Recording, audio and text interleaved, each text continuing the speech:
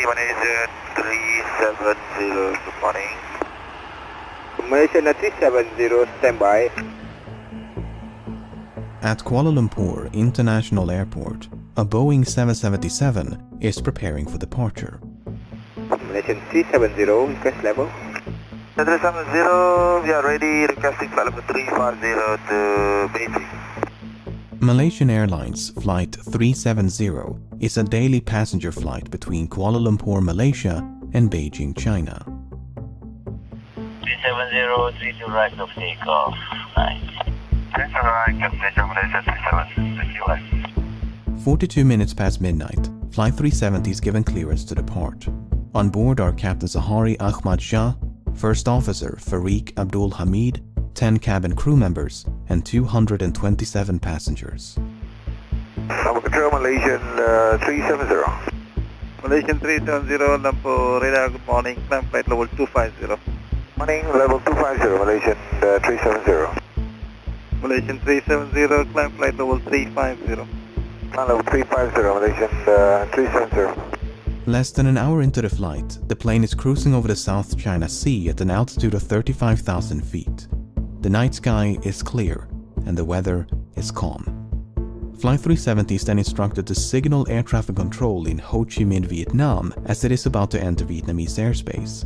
The flight controller in Kuala Lumpur says goodnight, with no sign that anything should be amiss. Malaysian 370, maintaining level 350. Malaysian 370.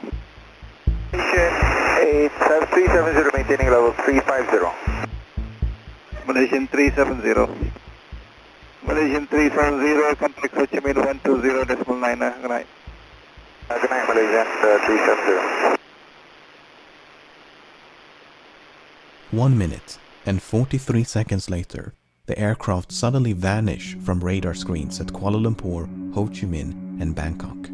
This form of positional tracking depends on a signal being emitted by one of two transponders aboard a plane, and so its disappearance would suggest both transponders ceased to function, or the system was manually deactivated by someone on board.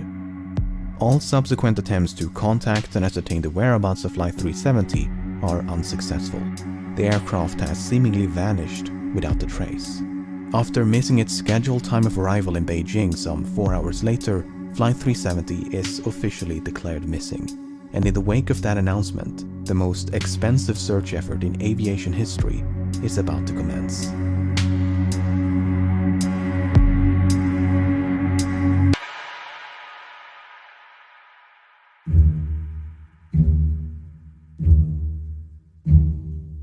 The search was initially concentrated around the location of the flight's disappearance between the South China Sea and the Gulf of Thailand. The search area was soon expanded, however, after the Malaysian military disclosed additional information. Unlike the radar system employed by air traffic control, long-range military radar does not rely on transponders but use reflectance to track the position of aerial targets. A review of the data collected by the Malaysian military revealed that moments after contact with Flight 370 was lost, the aircraft had deviated from its scheduled flight path with a subtle turn to the right, followed by a prolonged turn to the left. The aircraft had then flown back towards and across the Malaysian peninsula before turning right near the island of Penang. It maintained this northwesterly heading until it escaped the radar's coverage. Over the next few days, the Strait of Malacca, the Andaman Sea, and the Bay of Bengal was scoured by a multinational fleet of aircraft and vessels, but there was no trace of Flight 370. Meanwhile, investigators began to analyze the aircraft's satellite communication records. Like all modern airliners, Flight 370 was equipped with a satellite communications terminal, or SATCOM, to send and receive transmissions to and from the ground. Prior to departure, the SATCOM terminal had logged onto the satellite network and established a connection with a ground station in Perth, Australia. That station then maintained a detailed record of all the incoming and outgoing traffic between it and Flight 370. This is what it contained.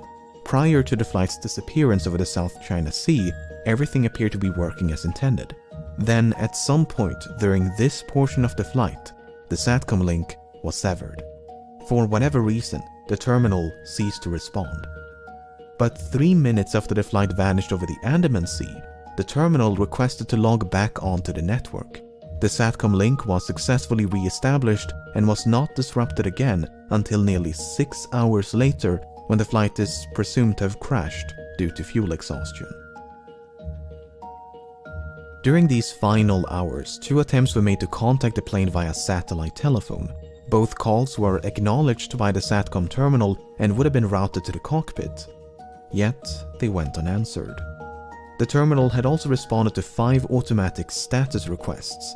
In short, if the ground station had not heard from the aircraft in over an hour, it would transmit a signal to confirm the terminal was still online. While these transmissions did not contain any information about the flight's position, investigators were able to measure the distance between the satellite and the aircraft at the time of each transmission, based on how long it took those transmissions to be sent and received. This generated 7 rings of possible locations, from which 7 of these transmissions are thought to have originated. By taking fuel consumption, speed, and other factors into account, flight path analysis indicated the most probable origin of the final transmission to be somewhere along this arc in the southern Indian Ocean. The search effort shifted accordingly, and as the region fell within the jurisdiction of Australia, the Australian government took charge of the operation. Over the next few weeks, the search area was progressively refined to account for oceanic drift as well as improved estimations of the flight path. But this part of the southern Indian Ocean is so remote it took 6 days just to get there. A new fleet of aircraft and vessels gradually covered more than 4.5 million square kilometers of ocean, but Flight 370 was nowhere to be found.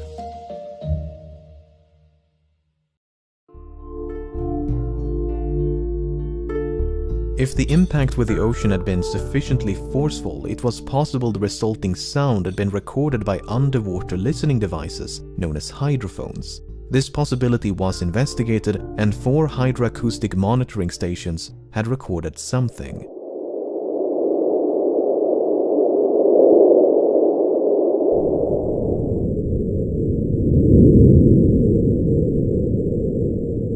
While the timing and direction of the sound were reasonably consistent with the final satellite transmission, the estimated origin was not. The sound was in all likelihood caused by nothing more than geological activity.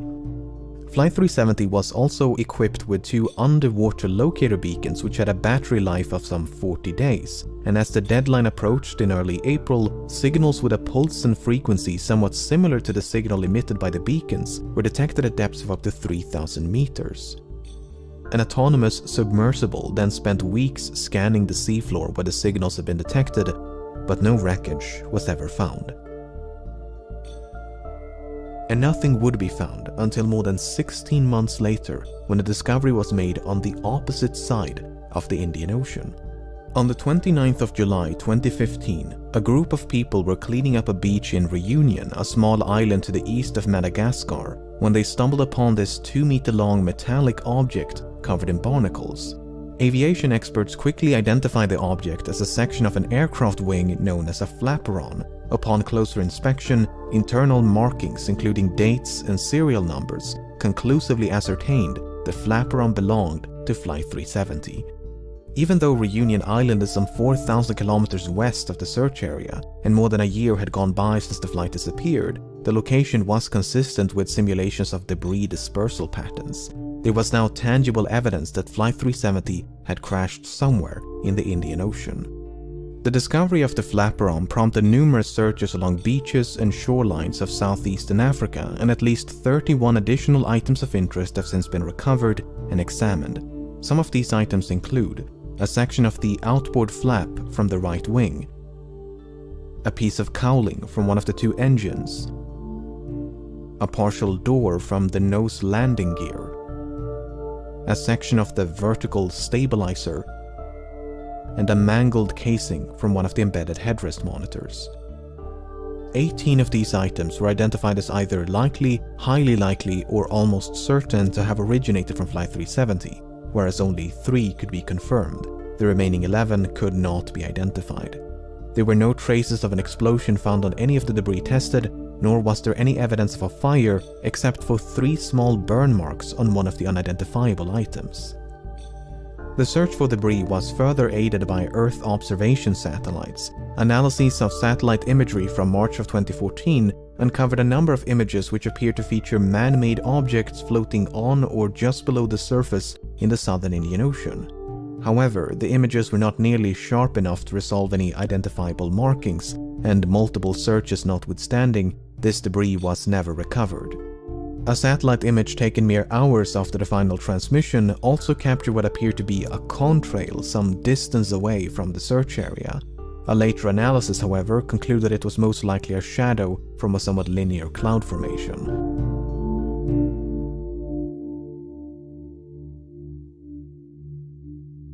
The underwater portion of the search continued for months and eventually years before it was finally suspended in early 2017, by which point some 120,000 square kilometers of seabed had been scrutinized. The search effort was then resumed by an American salvage company known as Ocean Infinity, but after more than a year of searching, they too came up empty-handed. Unless the final resting place of Flight 370 can be located, it may be impossible to determine exactly why it crashed. Nevertheless, there have been no shortage of theories.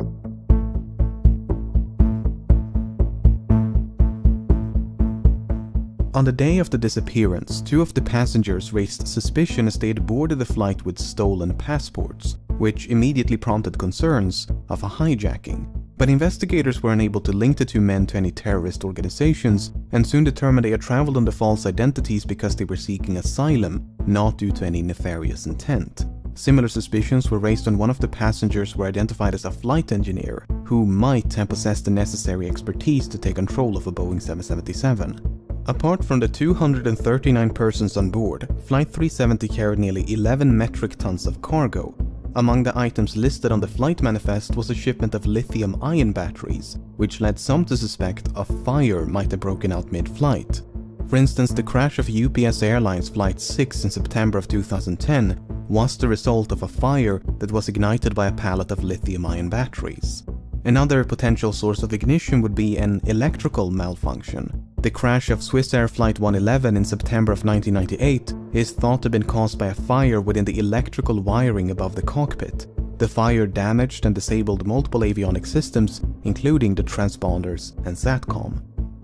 In the case of Flight 370, the sudden loss of communication and subsequent deviation from its scheduled flight path might have been a direct response to a fire. The 2 pilots may have turned back towards Malaysia to attempt an emergency landing at the nearest suitable airport. But no such attempt was ever made. Instead, Flight 370 kept going and remained aloft for another 6 hours. Some have theorized the crew might have been incapacitated by a sudden or gradual loss of cabin pressure. For instance, when Helios Airways Flight 522 failed to pressurize in August of 2005, the pilots quickly fell unconscious. Yet the aircraft continued to fly on autopilot for more than 2 hours until it ran out of fuel. Airline pilots are of course trained for such an event. In the event of cabin depressurization, an automatic system is designed to deploy oxygen masks to give the pilots enough time to perform an emergency descent to a more breathable altitude.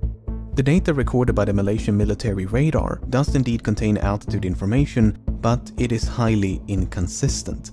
In fact, the Boeing 777 is incapable of performing the extreme altitude fluctuations recorded. At one point, the aircraft exceeded its maximum operating altitude by more than 15,000 feet before making a 50,000 feet nosedive in less than a minute. Attempts to recreate these maneuvers on a flight simulator were unsuccessful, and thus the data was deemed inaccurate and unreliable. If Flight 370 did lose cabin pressure at 35,000 feet and the pilots were incapacitated before descending to a more oxygenated altitude, it might explain why the aircraft remained aloft for as long as it did. What is a bit more difficult to explain, however, are these alterations in heading. Flight simulations have established the aircraft must have been under manual control during the initial left turn, as the bank angle or inclination of that turn was beyond the limits of the autopilot. Subsequent turns, however, could have been either manual or automatic. But for the autopilot to have made these course corrections, someone with the requisite knowledge must have programmed it to do so. The only other alternative is that the aircraft was in fact under manual control.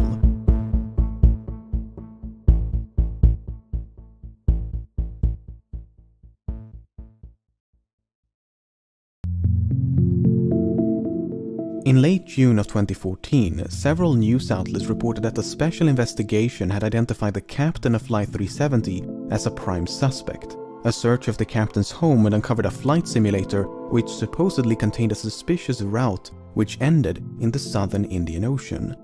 At the time, there was no official acknowledgement that such a route had been recovered, and a lengthy public report issued by the Malaysian government in 2015 made no mention of such a discovery. Then, in 2016, confidential documents pertaining to a forensic examination conducted by the Royal Malaysia Police in May of 2014 was leaked to the media. These documents made it clear that such a route had not only been recovered, but thoroughly examined. Soon thereafter, the Malaysian government confirmed the existence of this simulated flight path, and this is what it looks like. It should come as no surprise that many regard this as damning evidence of premeditation, but according to investigators, it is not quite so evident. The data recovered consists of 7 coordinates, 2 in Kuala Lumpur, 2 in the Strait of Malacca, 1 in the Bay of Bengal, and 2 in the southern Indian Ocean. The data was reconstructed from a file that had been automatically generated and saved by the simulation software a month before the incident. However, it's not clear whether the coordinates originate from the same flight session. In other words, it might not be correct to simply trace a continuous line between these 7 coordinates, as they could be from separate sessions. The forensic examination by the Royal Malaysia Police simply concluded no activity captured conclusively indicate any kind of premeditated act pertaining to the incident of MH370. Even so, the similarities between the simulated route and the presumed route of Flight 370 directly influenced the search operation. Australian investigators considered the possibility of someone deliberately extending the range of the flight by gliding the aircraft off the fuel exhaustion. If so, the plane could have traveled an additional 200 kilometers. Alternatively, the range could have been reduced by a controlled ditching prior to fuel exhaustion. While ultimately deemed unlikely, these 2 scenarios did affect the search effort. If the captain steered Flight 370 off course with the intention of crashing in a remote part of the southern Indian Ocean, his motive is an even greater mystery.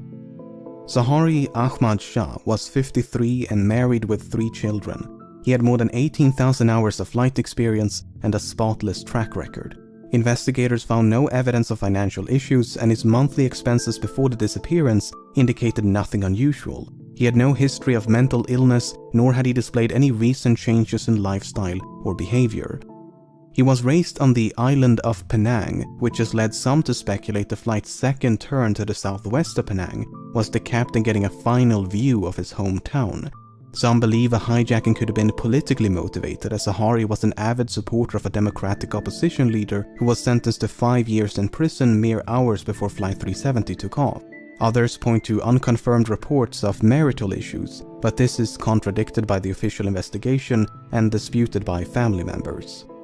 The only real inconsistency noted by the final report is that the captain failed to repeat the assigned radio frequency during the last verbal communication. Malaysian 370, contact Ho Chi Minh 120.9. Good night. Good night, Malaysian 370. It would have been standard procedure to repeat the assigned frequency, as the captain had correctly done a few minutes prior. 370, contact Lampur radar 1326, good night. Alright, 1326 Malaysian 370. Whether this omission is indicative of anything but a mistake is anyone's best guess. By all accounts, Captain Zahari was an affable and well-respected pilot who was passionate about aviation, as evident by the photos and videos he shared on social media. Hi everyone, this is a YouTube video that I made as a community service after learning. The co-pilot was found to be even less conspicuous. Farik Abdul Hamid was only 27 and due to marry a fellow pilot. He had nearly 3,000 hours of flight experience, although only 39 hours in this type of aircraft. Much like Zahari, Farik had no financial, mental or interpersonal issues of note, nor was there any evidence of conflict between the two of them. Some questioned the plausibility of a pilot-instigated hijacking due to the apparent lack of interference by the other pilot. Well, when Ethiopian Airlines Flight 702 was hijacked by the co-pilot in February of 2014, He did so by merely waiting for the captain to take a bathroom break before locking the cockpit door behind him. The co-pilot was then free to divert the Italy-bound flight to Switzerland to seek asylum.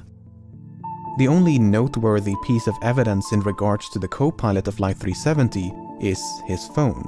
You see, when the confidential documents were leaked, they also confirmed another long-circulated rumor, namely that a cell phone tower had briefly established a connection with an iPhone 5S belonging to the co-pilot as Flight 370 approached the island of Penang. According to investigators, it was not a phone call as has been widely reported by the media, but merely an automatic location signal. Why this information was omitted from public reports, we may never know. So what is one to make of all of this? On the one hand, the simulated flight path seems suspicious. On the other, it is difficult to cast any substantial doubt on either of the two pilots' character. It is equally difficult to deny a hijacking is consistent with the available evidence. Then again, we're missing some quite major and literal pieces of evidence. The final report issued by the Malaysian government in 2018 could not attribute the loss of communication nor diversion of Flight 370 to a malfunction. Instead, it is believed that someone manually manipulated the aircraft and its systems. For instance, investigators believe SATCOM was manually disabled by a sudden and prolonged interruption of power. Then, once power was restored, the terminal simply rebooted. Likewise, the alterations in heading are believed to be the result of manual inputs. With that being said, the uncertainty of these findings are repeatedly emphasized due to the limited evidence available, and the report does never explicitly state the flight was hijacked. In fact, no real conclusion is reached. Both the Malaysian and Australian government agree that Flight 370 crashed in the southern Indian Ocean, but that the cause is indeterminable without the wreckage, the location of which has managed to elude some of the foremost aviation experts in the world, as well as an impressive arsenal of cutting-edge technology for more than half a decade. Authors, aviation experts, and independent investigators have all chimed in to offer their own thoughts and theories as to the nature of the crash and the location of the wreckage. Some believe there was no crash, but that the aircraft was shot down by an American naval base in the middle of the Indian Ocean. The satellite transmissions were then supposedly forged as part of a massive cover-up. Others believe the aircraft turned right towards India and traveled as far north as Kazakhstan, completely undetected. Debris was then supposedly planted along shorelines of southeastern Africa as part of a massive cover-up. Another theory suggests the aircraft was remotely hijacked and controlled by someone on the ground. While Boeing and other companies have experimented with technology that would allow for an aircraft to be remotely controlled, no commercial airliner is known to be outfitted with such a system. On the less conspiratorial side, the assumption that Flight 370 flew in a straight line and at a constant speed after turning left towards the southern Indian Ocean might simply be incorrect. In early 2018, a French team of independent investigators proposed an alternate flight path, whereby an attempted landing on Christmas Island led to a crash site much further north than the region identified by the official investigation.